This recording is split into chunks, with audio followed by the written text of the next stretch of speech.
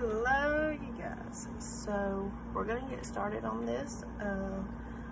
My name is Rebecca and I am doing a podcast called Crime Response, and it is coming at you, the very first episode of it, and we are doing this on the Lindberg kidnapping. So Charles Lindberg Jr., 20-month-old son of the famous aviator and Anne-Marie Lindberg, was kidnapped at about, it says 9 p.m. on March 1st, 1932. That is a long time ago. From the nursery that was on the second floor. So obviously they had a two-story home, and it still is confusing me as to how, right now this has confused me as to how it even, they even got on the second floor. It was in Hopewell, New Jersey. The child's absence was discovered and reported to his parents, who were then at home at approximately 10 p.m. So, by child's nurse, Betty Go. Why did she wait a whole hour before telling the parents is my thing. Why would you wait a whole hour before telling the parents? Like, I would want to know right away what, if anything happened to my kid. Like, let me know immediately so I can get home, so I can figure out what the hell is going on, because this is just, no, you don't do that, no. A search of the premises was immediately made, and a ransom note demanding $50,000 was found on the nursery window sill. So they searched this whole entire premises, didn't find nothing, but they looked up on the window and saw a ransom note. Just saw that there was a note and got it. A little sketchy, if you ask me. It's a little weird. After the Hopewell police were notified, the report was telephoned to the New Jersey State Police, who assumed charge of the investigation. So the state took over. During the search of the kidnapping scene, traces of mud were found on the floor of the nursery.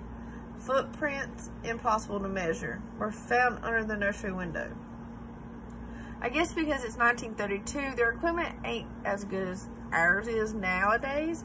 So, of course, it would be impossible to measure footprints if you don't have the proper equipment or know what you were doing. So, I guess everything was new for them. So, that's why they were, impossible to measure, because it's 1932. What equipment do you have back then that can help you trace the footprints or let alone measure it? Two sections of the ladder had been used in reaching the window. Okay, so they used the ladder. Okay, that makes more sense now. They used the ladder, had broken, so where one of the two sections was split or broken, where it joined the other, indicating that the ladder had broken during the ascent or descent.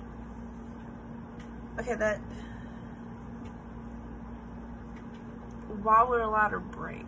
I mean, unless you're heavy, or I guess because you're in a hurry, you're just gonna quickly go. Makes more sense. There were no blood stains in or about the nursery, nor were there any fingerprints. So I guess these criminals did a good job at not leaving fingerprints, or really anything for them to do. Household and estate employees were questioned and investigated. Okay, so you have all of these people working in your house and around your house, and yet not one person saw them, not one person, did anything or even noticed it. That's strange on its own. Colonel Lindberg asked friends to communicate with the kidnappers and they made widespread appeals for the kidnappers to start negotiations. Various underworld characters were dealt with in attempts to contact the kidnappers. Okay, so when they say underworld characters, I'm guessing they're meaning like CIs or mafia or, you know, someone who has ties to, I guess, like the dark web or something like that nowadays that is considered underworld. I don't know. But I'm going to assume that they mean like CIs or mafia or gangs or whatever. And numerous clues were advanced and exhausted. A second ransom note was received by Colonel Lindberg on March 6 of 1932. So it's now been 5 days since the kidnapping and the first ransom note, but it's postmarketed Brooklyn, New York, March 4th, and in which the ransom demanded was increased from $50,000 to now $70,000.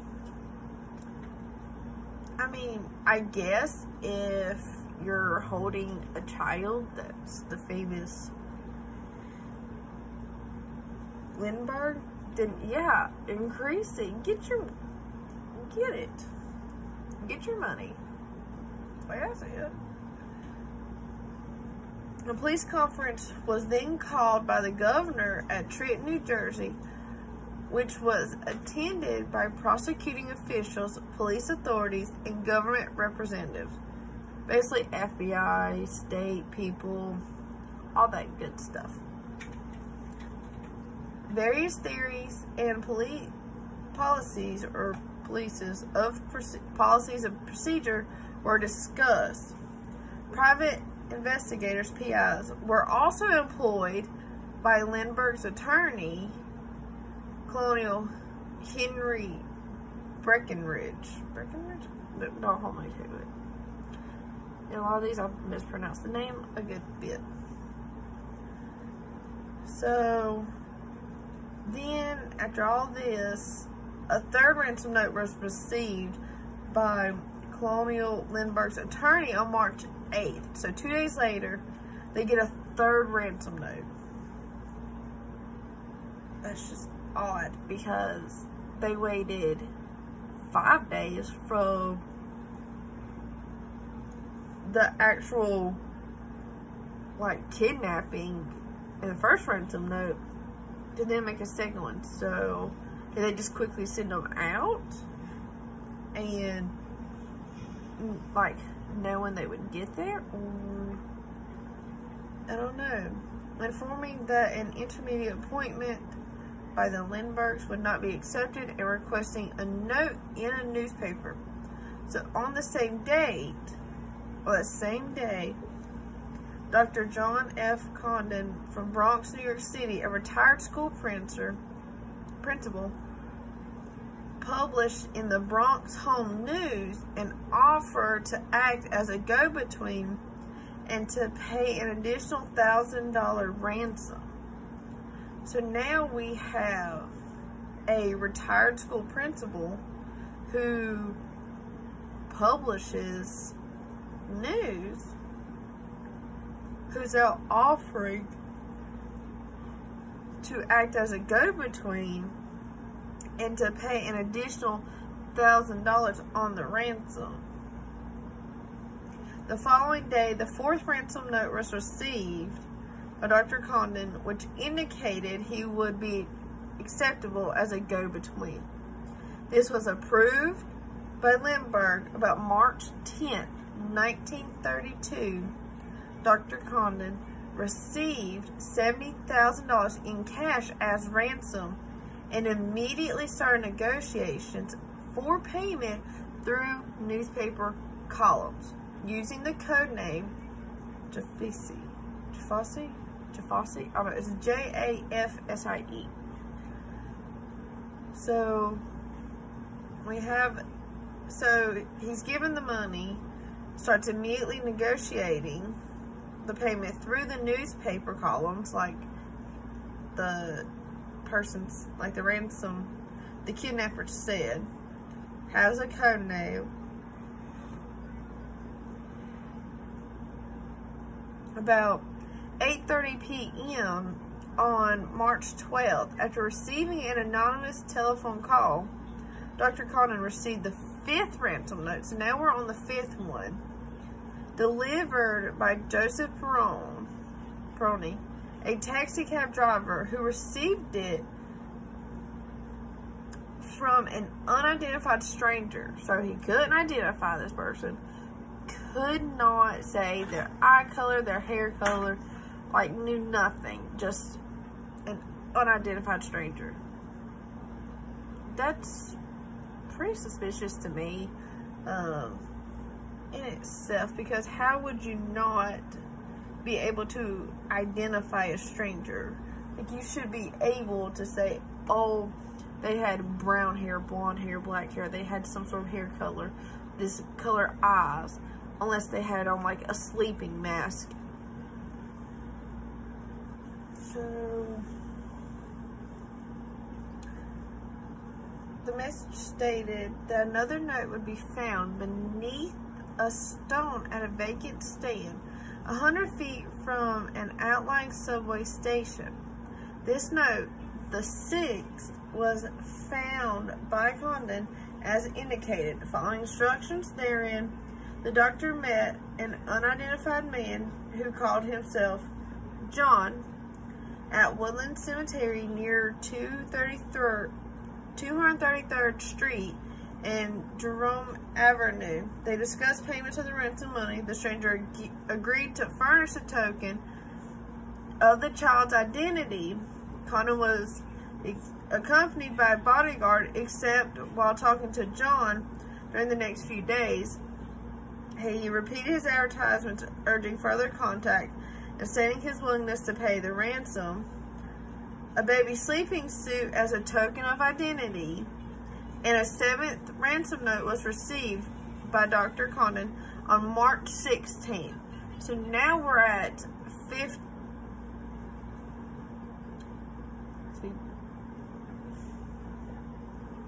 So now we're at, let's see, 10. Now we're at 15 days, and we've now received the 7th ransom note, a token of a baby sleeping suit. The suit was delivered to Colonel Lindberg and later identified. The doctor continued his advertisements. The 8th ransom note was received by Condon on March 21st, insisting on complete compliance and advertising that the kidnap had been planned for a year. So now it's saying that the kidnapping had been planned for a whole year. Well,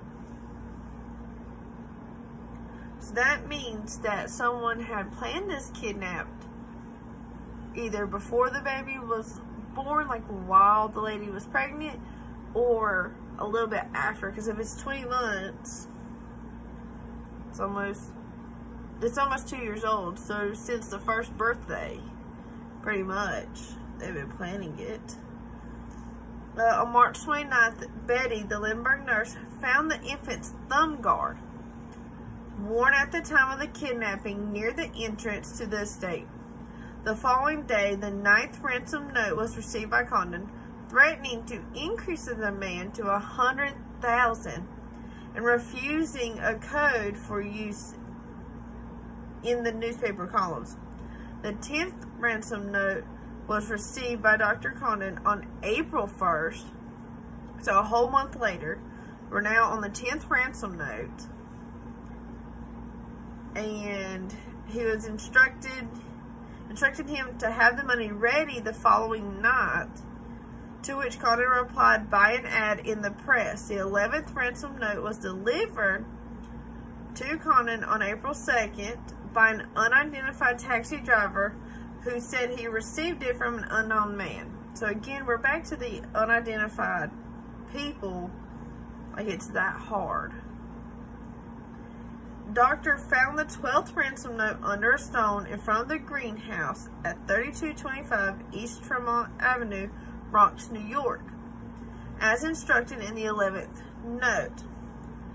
Shortly thereafter, on the same evening, by following the instructions contained in the 12th note, Condon again met whom he believed to be John. To reduce the demand to $50,000, this amount was handed to the stranger in exchange for a receipt and the 13th note, containing instructions to the effect that the kidnapped child could be found on a boat named Nellie near Martha's Vineyard, Massachusetts. I can't say that. Don't come at me for it. The stranger then walked north into the parked woods. The following day, an unsuccessful search for the baby was made near Martha's Vineyard. The search was later repeated. Condon was positive that he would recognize John if he ever saw him again. On May 12th, 2 months and a day, or 2 months and basically 11 days later, the body of the kidnapped baby was accidentally found. Yeah, we accidentally found a baby, partially buried and badly decomposed, about 4.5 miles southeast of the Lindberg home. So we go 4.5 miles down the road, and there's the baby. Was never in the vineyard. No, it was 4.5 miles down the road. 45 feet from the highway near Mount Rose, New Jersey, in Mercer County. The discovery was made by William Allen, an assistant on a truck driven by Orville Wilson. Might be the same Orville that made popcorn. The head was crushed. There was a hole in the skull, and some of the body members were missing. The body was positively identified and cremated at Trenton, New Jersey on May 13th, 1932. The coroner's examination showed that the child had been dead for about 2 months.